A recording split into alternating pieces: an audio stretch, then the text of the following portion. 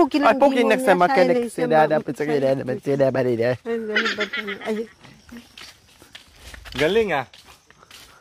Ang lakas talaga kumapit ng buhok mo sa saging. Siyempre may ano yan, may rugby. May rugby Yung buhok. Ah, kaya pala malakas kumapit. Ito naman eh.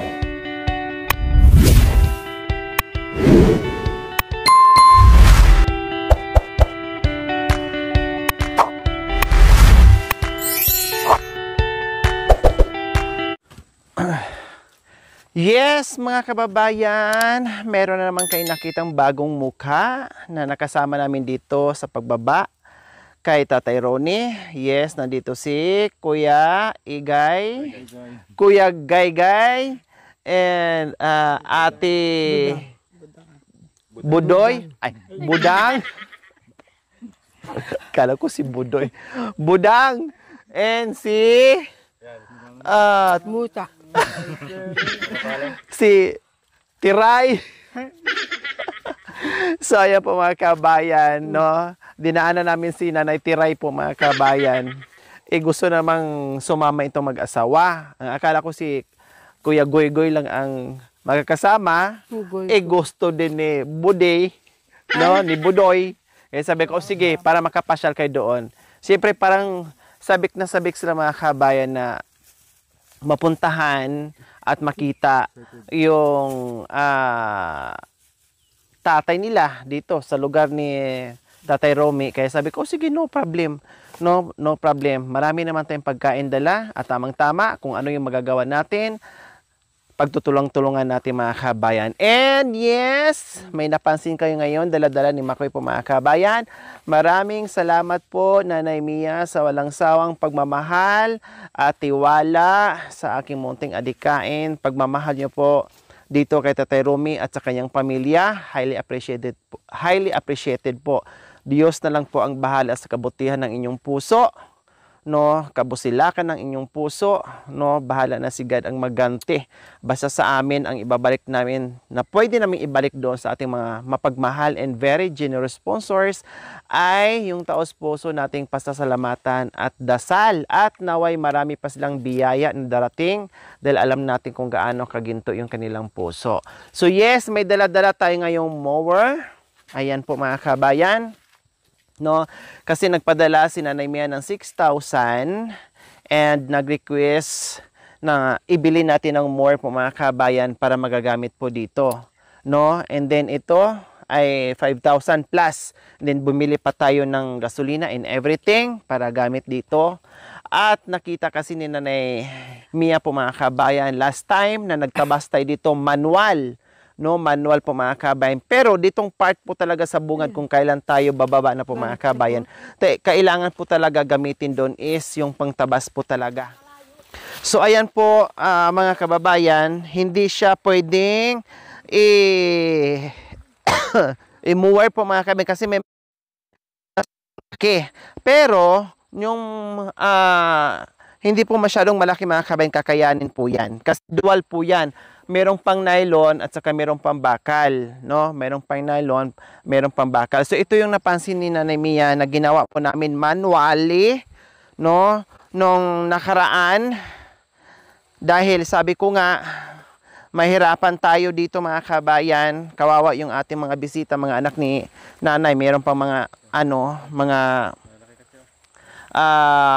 meron pang mga anak, may mga apo, may mga bit-bit na anak po mga kabayan, kawawa po dito. Kaya sabi ko, kahit bawasan natin ng isang lipa, ayos na yon, at least magiging maluwag. At syempre, magbaba tayo ng mga gamit po mga kabayan, no? So ngayon, mayroon tayong part doon na hindi pa natin natabas po mga kabayan. Kasi sinigurado po namin dito, kasi ito yung mga malalaki at masusukal. Pero, nakita nyo naman, no?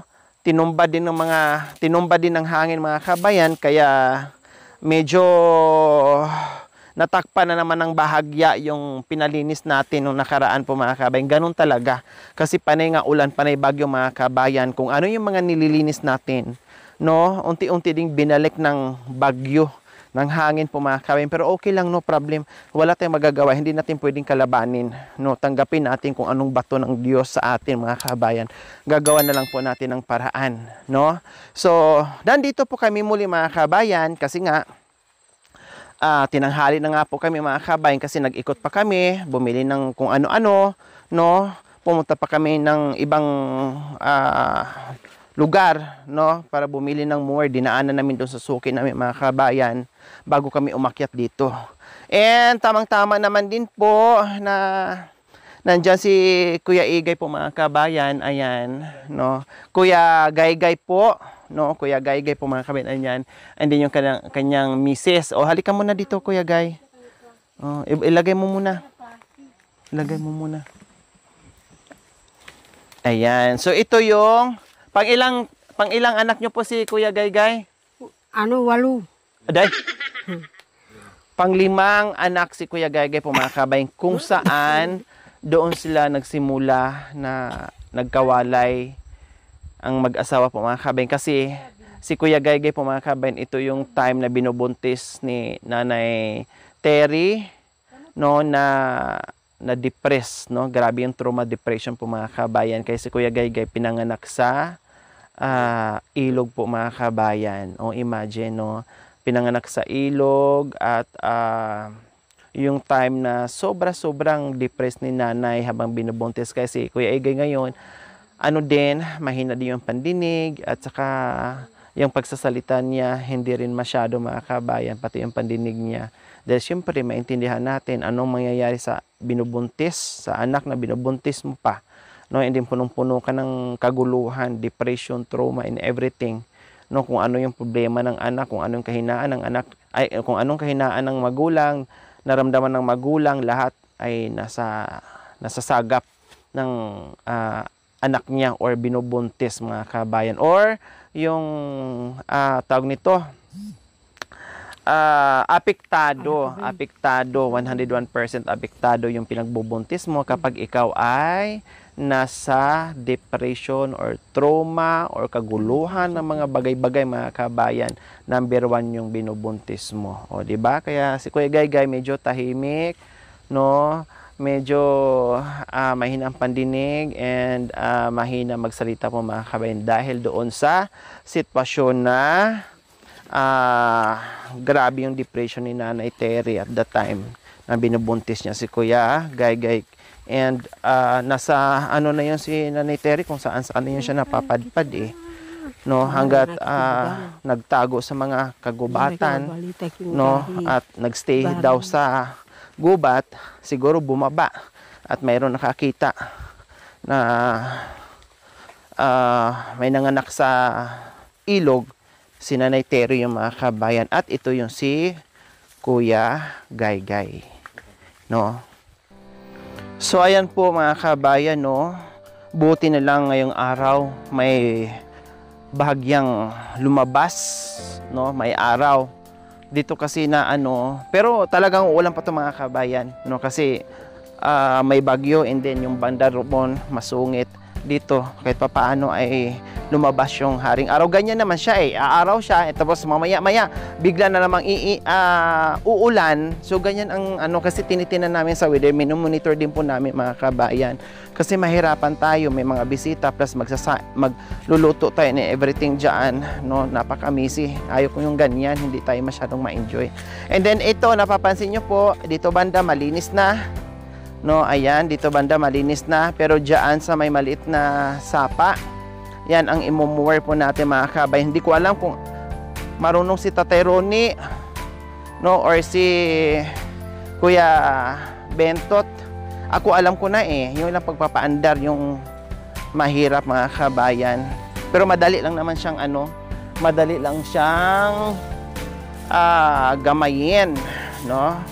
Madali lang siyang gamayin mga kabayan. So ito yun, imumuwer natin. Ito yung part na medyo maliliit lang yung damo na hindi namin nagawa nung last time, no? Kasi sabi ko ihuli na lang yan, madali na lang yan tabasin. Unlike doon sa bungad, doon talaga yung makapal, super kapal. Akala mo nagtatabas ka na ng tubo, no? Malalaki na yung mga ano niya, mga tangkay, no? So ayan, ma-surprise na naman si Tatay Ronnie ngayon mga kabayan kasi hindi lang si Nanay Terry ang kasama namin ngayon, pati yung palimang anak ni Tatay Romy and nandyan pa yung kanyang manugang. O, di ba?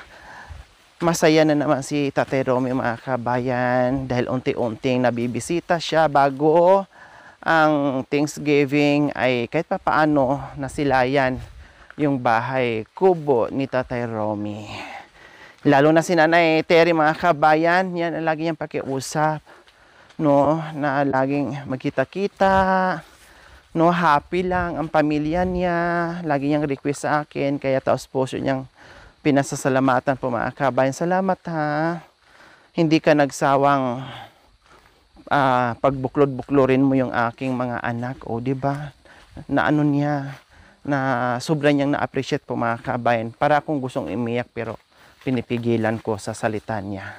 At least yung ano natin, yung ginagawa natin, yung effort natin ay nakikita niya, na-appreciate niya mga kabayan. Kaya tuloy lang tayo, no? Tuloy lang tayo sa pagpapasaya sa pamilyang ito mga kabayan, no? Sa abot ng ating makakaya. Yung iba waiting muna, ha? Nandyan lang. Nandyan lang kami sa tabi-tabi, dyan lang din kayo sa tabi-tabi. Stipot lang. Darating din kami dyan balang araw. Hindi man ngayon, hindi man bukas, no? Malay nyo sa makalawa, sa ibang buwan, ibang araw, ay makakarating din po kami dyan.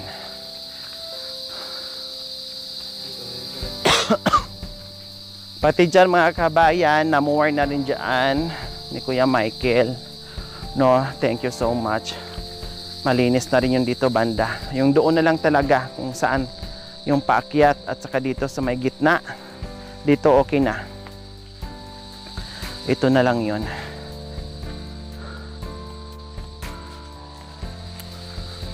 Ha? Napagod ka na? Ikaw? Oh. Malayo daw mga kabayan, sabi ni Kuya ni Kuya Gaygay. No, malayo daw. Oh. Sabi niya, malayo pala, nakakapagod pala papunta dito. Pero Diyos ko, apo, wala doon. Ay nako, wala to sa 1/4 doon sa pinuntahan namin. Ito ha, isang oras lang kung tutuusin o wala pa. Less than 1 hour. Ayun, apo, more than 6 hours. Ito less than 1 hour lang. Ang biyahe, ang paglalakad, di kasama yung galing sa bahay paakyat dito. Yung pagbaba lang at akyat.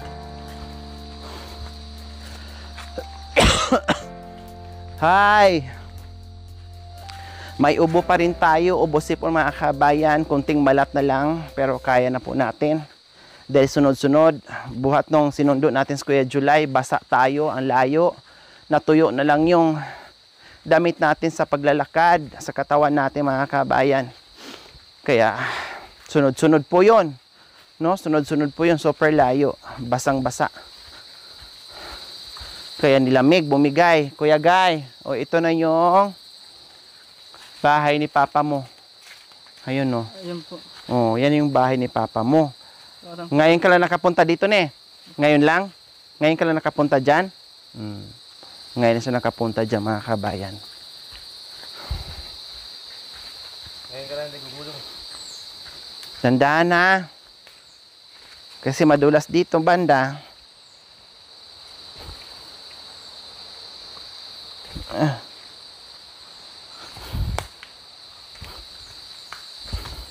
Buday, dandahan na. Gugulong ka talaga. Parehas pa naman tayong mataba. Sa bagay, wala tayong pasa pag tayo ang gumulong. May balat.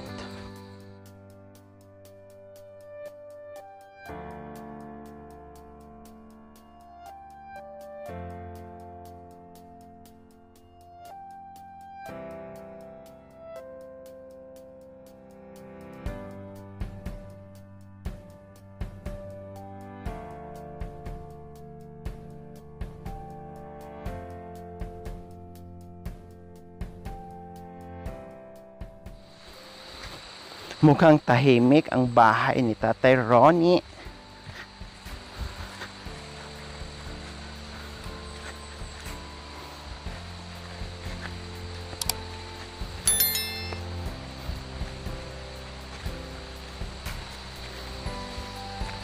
Mukhang tulog si Tatay Romy.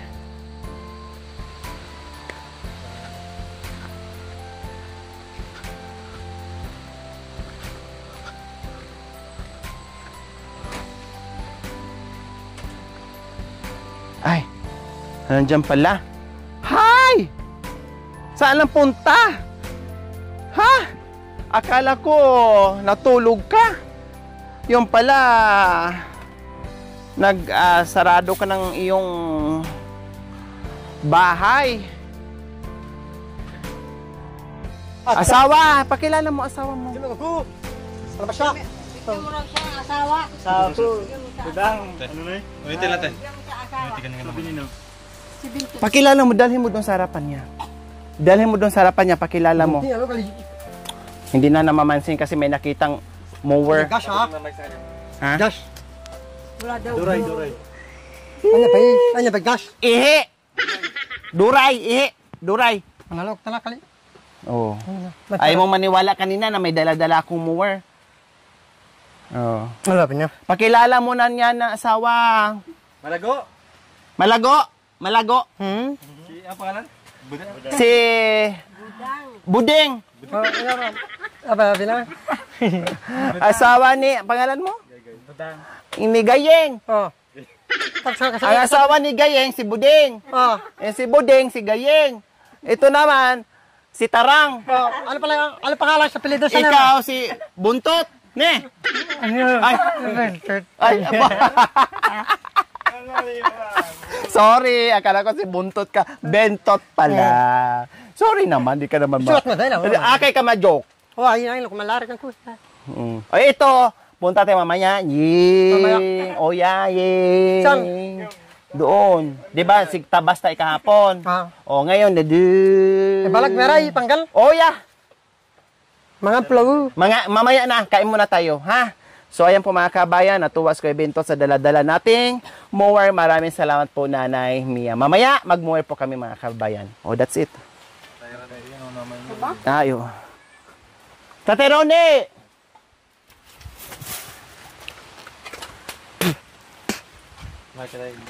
Mower. Marunong ka? Marunong ka? Biasa ka? Ikaw, marunong? Biasa? Ikaw? Patatagpat. Yeah.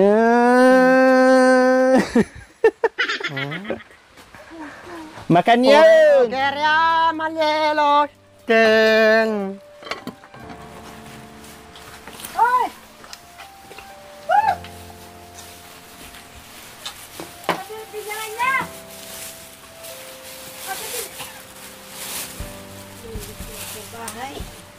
Hoy. Shh, masira. Alibi, masira. Ay, balo.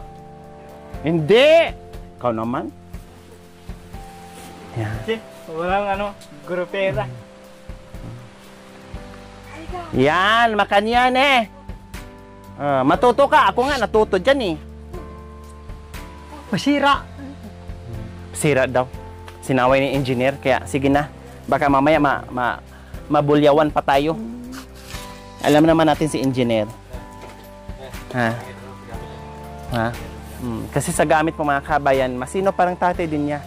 Magaling. Parehas lang dalawang mga kabayan ng ugali. Hindi magkalayo. Magkalayo na sila ng pangalan pero yung mga pag-uugali ng mga kabayan, same. Lahat. Masipag, magaling magtrabaho, maliksi, and masinop sa mga gamit.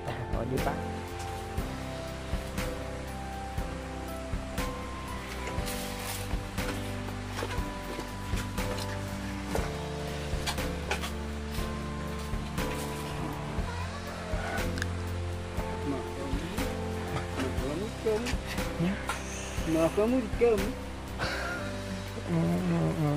Acaman.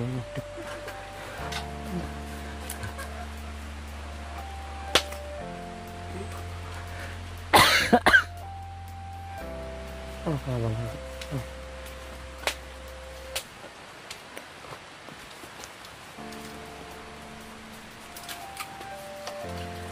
Ang dala ko, ito. Elo. Yelo.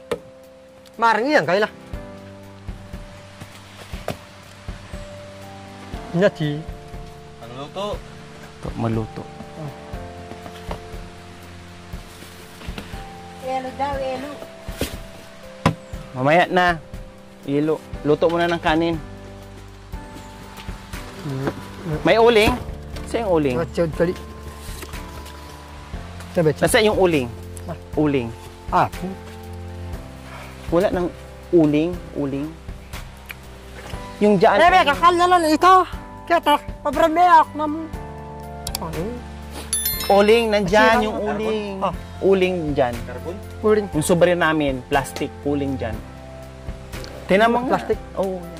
Ayun. Tingnan. Kain. So.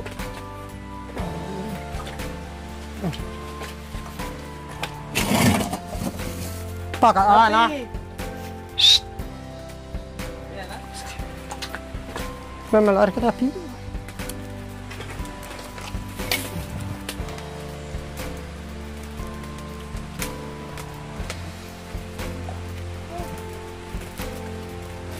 Nilad ka karne.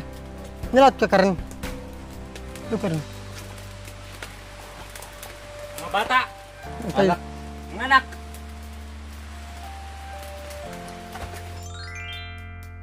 Thank you for watching. Don't forget to like, share, and subscribe.